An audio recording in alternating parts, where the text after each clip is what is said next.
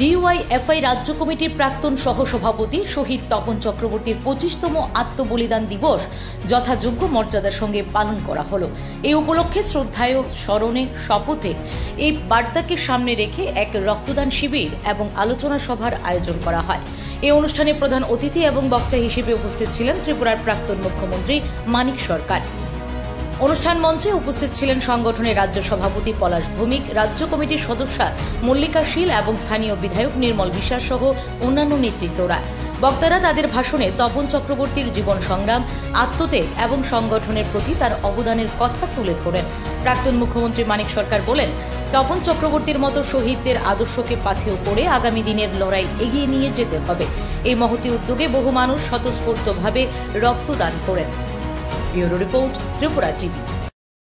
বামফ্রন্ট সরকার চলছিল। দশরথ দেব বর্মন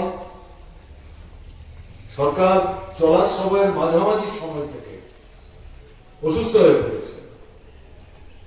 তার পক্ষে সক্রিয়ভাবে মুখ্যমন্ত্রীর দায়িত্ব পালন করা সম্ভব হচ্ছিল। আপনাদের জানার জন্য বলছি, তাকে কলকাতায় চিকিৎসার জন্য পাঠাতে হয়েছিল। সেখানকার সবচেয়ে বড় যে সরকারি হাসপাতাল, সেই হাসপাতালে তিনি চিকিৎসিত হচ্ছিলেন। তার বর্তমানে